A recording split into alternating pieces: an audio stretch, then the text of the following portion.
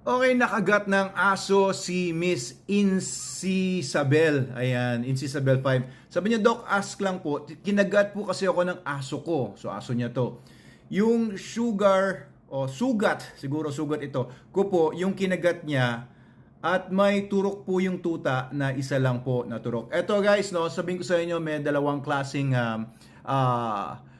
pagkagat ng mga aso na may tuturing na isa yung low risk, isa naman yung high risk. Ito, i-differentiate ko lang, no? Para pagka doon kayo sa high risk, ay mapraning na kayo at magpunta na kayo kagad sa human doctor ninyo para magpa-injection ng anti-rabies, anti-tetanus, erig, ayan. Pero pagka mga low risk, no, tignan nyo na rin kung kailangan nyo mapraning. Pero of course, ang SOP talaga pag nakagat tayo ng aso or ng pusa is magpa-inject. Bakit gano'n ang SOP? Kasi po 200 to 300 Filipinos die every year because of rabies and mostly from animal bites, specifically dog bites. 90% of rabies cases sa humans ay na-transmit because of dog bites. Okay, pagka high risk ang kagat, ito po yung nakagat ka ng asong hindi mo kilala. Street dogs, ascals, or short yan for asong kalye. Yung mga asong nakakalat sa kalsada, hindi mo alam kung may turok ba o hindi mo alam kung may rabies ba o wala. Yan, high risk po yan kapag nakagat kayo ng mga asong gala o asong kalye. Now, if your dog naman is hindi naman po yung nakakagat sa iyo ay hindi naman madumi, hindi naman may tuturing na asong kalye, meron namang may-ari, pero nakakawala lang yung aso, pero nasa kalsada, I would still put that in the high risk category kasi nakagala siya sa kalsada. Kasi ang rabies po, tandaan natin, virus po yan. Okay, hindi yan na ipapanganak na may virus, may rabies na kagad yung tuta. Wala pong ganon. Nakukuha po yan mula sa iba pang aso or iba pang mga warm-blooded animals na may rabies na trinatransmit na. Okay, so high risk pa rin kapag yung mga aso na nakakagat sa iyo or aso na nakakagat sa iyo, pusa na nakakagat sa iyo ay may access sa labas, may access sa ibang mga hayop na hindi mga bakunadong mga hayop. Okay, yung mga low risk naman ito po, no? Mga low risk ay yung mga pinanganak sa loob ng bahay, ng mga tuta. Yung mga tuta naman na pati yung mga nanay naman nila ay mga bakunado naman against anti-rabies or against rabies, against anti-rabies. So, yung mga tuta na yan, malabo naman po na magkaroon sila ng rabies kasi wala naman silang contact sa outside world or sa mga asong gala or pusang gala dyan. Kung nasa loob lang po ng bahay and yung parents naman ay bakunado, yung tuta ay maaring hindi pa bakunado, wala naman siguro chance na makakuha siya ng rabies sa labas. Pero there is still a risk, kaya lalagay natin sa low risk. May risk pero low yung risk. Ngayon, kung yung asong nakagat sa iyo ay adult na, naturukan na ng rabies pero expired na, ayan, tapos nasa loob lang naman ng bahay, low risk yan. Pero kapag kayong aso naka-inject na ng rabies or may turok ng rabies kaso expired na, ibig sabihin more than 1 year old na, more than 1 year na siya na injectionan, yung last injection niya, maaari po siyang maituring na high risk na kasi walang turok yung aso, lalo na kung meron siyang nakasalumuhang ibang aso. Pero kung yung aso naman po nasa loob ng bahay, wala naman pong pagkakataon na makasalumuhan niya yung mga askal sa paligid. Okay, so low risk lang yan. Okay, so tinitingnan po natin, no, kapag nakakagat yung aso ninyo, ito pa, bigyan ko pa kayo ng tip, no.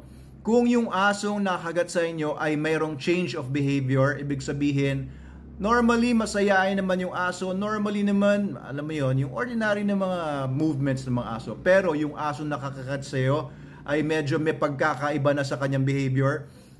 Medyo nagiging aggressive o kaya medyo nagiging matamlay. Ayan, dalawang klase kasi yung rabid dog. Isa yung dumb type, yung medyo matamlay lang, medyo natatakot sa paligid niya, o yung medyo nakatungo lang, ganyan.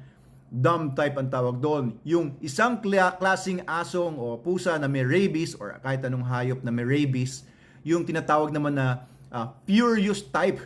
O galit lahat, gustong kagatain, gustong laspangin at kainin. Ayan, so yun naman yung furious type. Kaya kung nagkaroon ng change of behavior, whether humina yung movements niya or yung aso naman ay medyo parang napapraning o parang tumitirik yung mga mata at namumula at parang hindi naman siya ganun dati, then high risk po yung pagkakagat. Okay, so kahit nasa loob siya ng bahay, 'di ba? Kahit kagaya nung sa case ni Kilua, yung golden retriever na napatay ng isang tanod because of ng dadamba daw ng ibang mga tao at gusto mangagat. Nasa loob naman ng bahay yon, pero expired na or yung nag-inject sa kanya kasi ng anti-rabies na supposedly updated yung rabies niya, pero yung injection ng vet ay expired na, pero ang nag-inject na nung pangalawa or pangatlo ay hindi na licensed vet, kaya nagkaroon ng pagkakataon na makapasok yung rabies virus kay Kilua. So kung yung aso nasa loob man ng bahay yan, alagang-alaga man, pero may change of behaviors yung aso the previous days or during the time or during the day na nakakagat siya, then I would put that on a high risk category. High risk yun. Kapag yung aso nakagat ka dahil matamlay o kaya yung aso nakagat ka dahil nag-iiba ang ugali niya, parang nagiging aggressive, high risk po yan. Magpa-injection po kayo agad-agad. Do not wait, no? Do not wait for 14 days na sinasabi ng iba na ay pagka 14 days buhay pa naman yung aso ay hindi ka naman na transmitan ng rabies. Opo, totoo yun. Pero maghihintay ka pa ba ng 14 days? Ang rabies kasi pag nakagat ka sa kamay or sa paa, gagapang na po yan. It would take maybe a few days or a few weeks bago makapunta sa utak mo yan. Pag nakapunta na sa utak mo yung rabies virus, wala ng pag-asa. Mahirapan na talaga at dedo ka na talaga. Kaya wag mo nang hintayin yung 14 days na yan. So whether high risk ka, yung kagat, or low risk, magpunta na kagad kayo sa inyong human doctor para sa inyong mga injections, anti-rabies vaccination, ARIG, and yung anti-tetanus for your peace of mind. Ayan. And wag kayo gumaya kay Miss Jamaica Star, yung namatay na babaeng bata na 13 years old, no? Tiga-Tondo yata sa Manila. Natatakot siya sa magulang niya. Kids, kapag kayo nakagat kayo ng aso or ng pusa, kahit hindi kids, no? Wag kayong mag-atubili, wag kayong matakot dahil mas nakakatakot mamatay sa rabies, guys. Wag tayong magpakampante dahil ang gobyerno natin has failed in its mission to eradicate rabies sa Pilipinas. Simpleng-simple lang sana talaga ang pag-alis ng rabies sa Pilipinas. Alisin lahat ng mga stray dogs and cats. Alisin sila in such a way na ilagay sila sa mga pounds or shelters, and kung walang tumubos sa kanila, ay patulugin humanely, euthanasia. Okay, I'm for euthanasia sa mga animal, stray animals. I'm for it kung wala naman tutubos, no, kesa yung alagaan sila ng mahabang panahon, kasi hindi naman po natural na magkaroon ng apex predator population na ganung karami sa population, di ba? Kasi alam nyo, hindi naman gawa ng Diyos ang mga aso. Gawa ng Diyos ay wolves. Ang mga tao naman ang gumawa sa mga iba-ibang breeds ng mga aso at nag-domesticate ng mga dogs. So this is not a natural animal. Dogs are human creation or nag-survive sila because of humans. And ayun,